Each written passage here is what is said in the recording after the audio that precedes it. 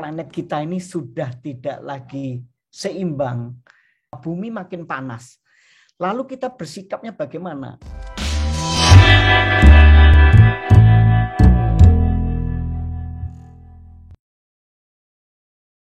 Mungkin ini tema yang menurut saya tepat ya, karena kemarin terjadi gunung meletus di Semeru ya. Mungkin semua udah dengar kabarnya. Nah, ini sebenarnya udah harus siap-siap ya. Jadi ini sebenarnya kejadian yang bencana alam, bukan sesuatu peristiwa yang mendadak tiba-tiba terisolasi. Itu adalah sesuatu yang berulang. Jadi kita melihat bencana itu secara menyeluruh ada di dunia. Jadi di kutub utara juga air es meleleh ya. Terus ini juga menyebabkan efek yang kemana-mana ya, karena air lautnya akan meninggi dan ini akan berita bahwa Jakarta akan tenggelam. Nah, ini merupakan sesuatu yang faktual ya, yang nyata, yang tidak bisa kita hindari. Nah, jadi terus kemudian kebakaran hutan ya, kebakaran hutan itu terjadi di Australia, di Turki, di Indonesia setiap saat, dan itu berulang terus setiap musim panas ya. Dan ini merupakan sesuatu yang memang menjadi tantangan kita sebagai manusia yang hidup di dunia ini, terlebih arsitek ya. Jadi ini adalah sesuatu yang episodik ya, selalu episodenya berulang. Kayak Anda nonton film Korea, episodenya itu berlangsung terus, mirip ini. Jadi kalau hujannya, banjirnya hari apa, kita prediksi. Jadi banjir Jakarta mungkin Februari, antara Januari Februari udah pasti. Nah, jadi kalau kita nggak bersiap diri, itu namanya manusia yang tidak siap. Nah, kita sebagai arsitek harus siap memprediksi situasi ini. Inilah situasi bencana yang sebenarnya harus kita persiapkan. Jadi ini seperti gunung meletus di Semeru, udah meletus ini. Padahal kemarin juga sering meletus kan, di Merapi meletus. Dan itu menyebabkan kita harus berpikir, mempersiapkan diri, baik pada saat bencana, sebelum bencana, saat bencana, dan setelah bencana. Nah, waktu sebelum bencana itu memang kita mempersiapkan mungkin rumah temporary. Terus kemudian setelah bencana bagaimana temporary menjadi rumah yang benar-benar harus dibangun. Ini seperti banjir di Jakarta ya, Anda lihat sendiri, banjir ini berulang terus-menerus. Yang area banjir juga ketahuan di mana gitu. Jadi kalau Anda mau merancang, berpikir, kita harus berpikir juga ya. Jakarta Utara itu daerahnya udah pasti banjir. Jadi kalau kita merancang akan bangunan yang fix, ya kita angkat aja 3 meter atau 2 meter di atas muka tanah. Dan memang ada beberapa level, ada level kebijakan, policy dari pemerintah, ada juga level action dari kita sebagai perencana. Nah, jadi karena tanah longsor juga berlangsung berulang-ulang setiap saat. Mungkin kalau Anda nanti sudah lulus, Anda akan mengerti bahwa setiap kali kita membangun, itu ada laboratorium, kampus-kampus yang menyediakan laboratorium, bagaimana kita akan ngecek pondasinya. Jadi kalau membuat pondasi harus sampai tanah keras. Ada yang kedalaman 12 meter, 10 meter, 5 meter, itu bergantung dari tanah keras yang dicek di laboratorium.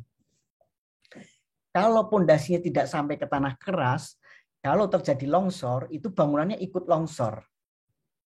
Nah, makanya arsitek diberi satu kesempatan berpikir sebagai leaders untuk menentukan bahwa kita nggak bisa sembarangan.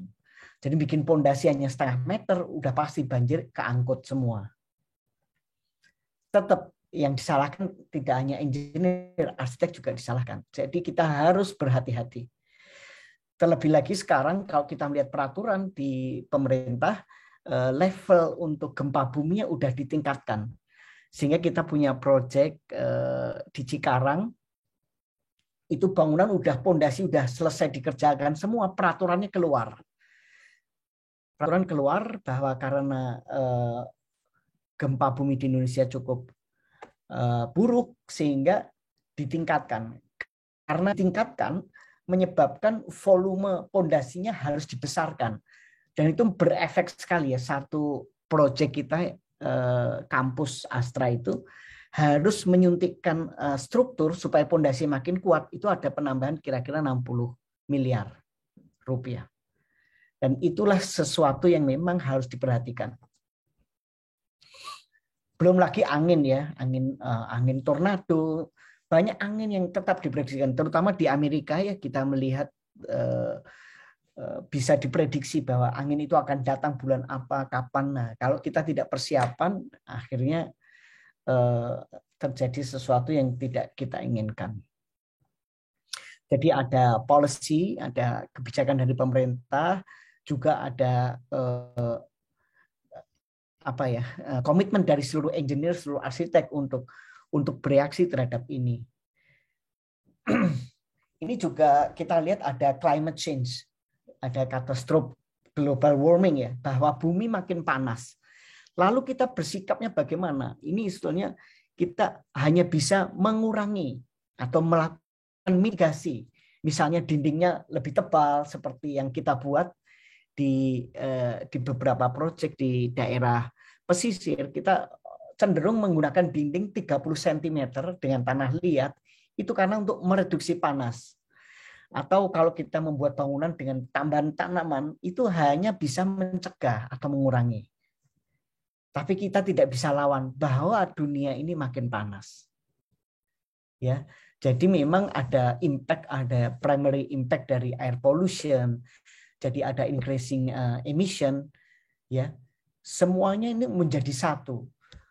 Fossil fuels-nya makin sedikit, jadi natural factor semuanya menyebabkan dunia ini tidak seimbang. Peperangan juga ya, peperangan. Kita lihat beberapa berita-berita yang planet kita ini sudah tidak lagi seimbang. Jadi sudah levelnya bahaya. Jadi agenda-agenda besar di semua kebijakan dari Presiden G20, G8, semuanya juga mengarahkan concern pada situasi ini. Ya, Anda yang masih muda juga harus mengerti ini. Jadi apa saja yang kita lakukan, sekecil apapun harus bisa mereduksi ini semua.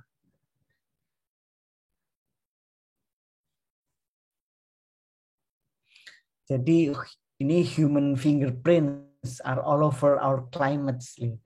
Ini semuanya terjadi more heat, panasnya kembali ke bumi. Jadi ini adalah beberapa drivers kenapa climate change terjadi. Jadi ada damage of infrastructure yang dibuat asal-asalan.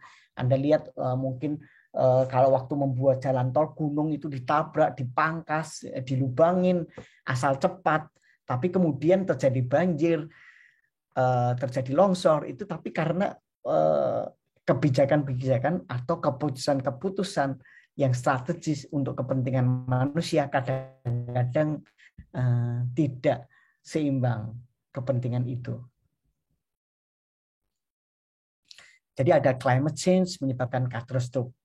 Kita lihat ini ya, beberapa grafik ya, volcanic activity di earthquake-nya. Ini setiap tahun kita lihat sejak tahun 70, tahun 90 naik lagi, sekarang 2020, 2021 udah kelihatan sekali ya bahwa volcanic activity itu sesuatu yang berulang. Terus kemudian tsunami, kita lihat nih tsunami tahun 1923, 1933 terus berulang. Ini tsunami Indonesia Anda lihat ya tahun 1969, 1994 terus berulang. Kemudian temperature, sea level rise kita saksikan bahwa Joe Biden ketika nyentil bahwa Jakarta akan tenggelam baru kita ribut semua. Tapi sebenarnya itu sesuatu yang nyata karena kenaikannya bersenti-senti setiap tahun. Oke ya. Jadi ini semua mengharuskan kita berpikir eh, secara bagaimana menanggapi itu. Jadi resiliensi itu dibutuhkan untuk supaya kita aware bahwa situasi di dunia ini tidak baik. Jadi ada ekonomi katastrof, terus political, health. Anda lihat sekali health itu katastrof, health itu terjadi. Dulu ada SARS, kemarin ada COVID, sampai sekarang belum berakhir. Itu menyebabkan dunia yang tadinya sudah flat, kita global, kita kemana saja bisa, akhirnya sekarang terkurung kembali karena COVID. Dan ini perubahan itu mendasar sekali, sehingga karena kita berbasis riset, kita memikirkan new urbanism, post-pandemic urbanism, post-pandemic architecture. Post-pandemic urbanism misalnya, kita harus membuat rancangan di mana tempat-tempat atau gedung-gedung bisa dirubah menjadi tempat kesehatan. Hall bisa jadi berubah jadi tempat kesehatan. Kalau kita kembali ke rumah, ke arsitektur yang tanggap pada situasi ini adalah arsitektur yang menyatukan nature. Bagaimana kita harus bersih, cuci tangan, dan sebagainya. Terus kemudian rumah itu menjadi tempat yang juga tempat belajar, tempat kerja, mix. Kita harus rubah lagi itu komposisinya. Jadi ini kita perlu new ideology how architecture respond to situasi ini.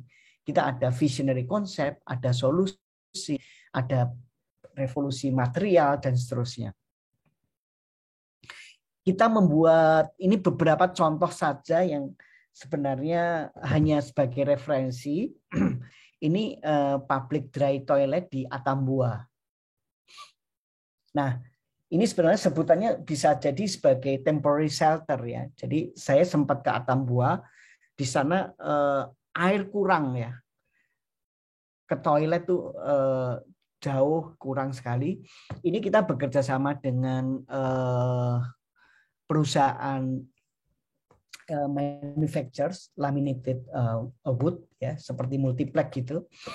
Karena COVID ternyata mereka nggak boleh order barang dari Amerika, order barang ke Cina. Jadi mereka order barang ke Indonesia, salah satunya ke Arang. Terus kita kerjasama bikin ini dry toilet. Jadi kita berpikirnya adalah bagaimana membuat toilet kering, karena di sana nggak ada air. Tapi itu dibuat dari multiplex yang dipotongin pendek-pendek sehingga dikirim ke daerah dengan mudah. Dipaket, terus dikirim pakai Gojek, kirim lagi pakai drone. Terus bisa dirangkai. Jadi kita memikirkan elemen terkecil dari ini. Dan ini bisa dibangun di mana saja dan modelnya kering. Jadi di baliknya bisa dikasih ember, terus bisa diambil kotorannya untuk yang lain. Terus yang kedua, Nino Library. Ini di mana-mana sama. Problemnya kalau di Jakarta mudah sekali pakai internet. Kalau di sana mungkin hanya satu orang yang pakai smartphone. Satu RT minjem semua satu smartphone. Jadi kita punya ide Nino Library, bagaimana menciptakan library sama modelnya dengan metode struktur yang dirangkai tanpa paku. Terus kemudian mereka bisa menyiapkan satu komputer, satu laptop untuk bisa dibaca rame-rame. Ya ini Atambua ya, memang kering banget ya. Atambua itu berbatasan dengan Timor Leste ya. Nah ini dari materialnya kita breakdown supaya pengangkutannya mudah, terus bisa dirangkai satu RT bangunnya. Nah jadi kita pakai permodelan sehingga modulnya jumlahnya bisa dihitung semuanya. Ini pakai modul terus kita rangkai.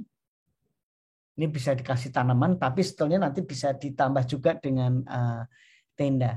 Anda lihat ini ada dry toilet. Toiletnya ini bisa dibuka, ditarik. Terus diambil, ini dikasih ember aja di bawahnya. Nah, ini kita buat maketnya dari dari triplek.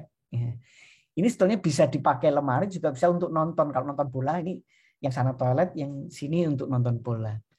Nah, ini kita rangkai atapnya. Nah, jadi kira-kira gitu. Ini toiletnya, Anda lihat toilet kering. Jadi ditarik setiap saat kalau udah penuh, bisa untuk pupuk ya. Ini kita marketnya yang 1:1 sudah dibuat di workshop. Terus kemudian ini mobile cabin, ini sama ya. Jadi karena untuk bencana ini kita menciptakan cabin ini terseleksi untuk dipamerkan di Milan Design Week. Idenya membuat cabin dari besi yang bisa dirangkai. Terus kemudian kulitnya ini bisa terbuat dari macam-macam, bergantung dari tempat. Kalau tempatnya banyak bambu, pakai bambu. Kalau tempatnya banyak pasir, pakai pasir. Tergantung. Ini sudah dibuka, ini one bedroom, ada pantry-nya, tapi kalau mandinya di luar.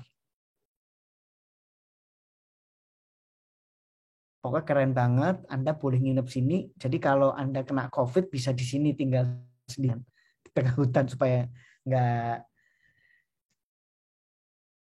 ngenain orang lain. Ini dikasih roda sebenarnya supaya nggak ada IMB-nya. Jadi IMB free ya ini. Terus yang terakhir ini wooden tower, ini sama, jadi dari laminated wood ya. Ini di Afrika, di Luanda sana memang ada pabrik kayu. Jadi kayunya ditanam terus kemudian dipotongin seperti dilaminasi. Terus kita studi dari bangunan tradisional Indonesia yang menggunakan join tanpa paku ya. Setelahnya ini terdiri dari struktur segi 6 yang disusun. Ini ada idealis sekali. Jadi bagaimana ini dibuat bisa untuk seperti apartemen ya.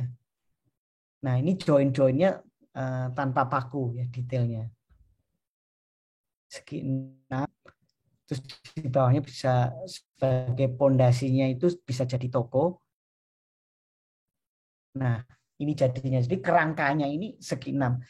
Ini bisa jadi strukturnya, bisa office, bisa rumah, ya macam-macam. Tapi kita tes, ini kita coba ya.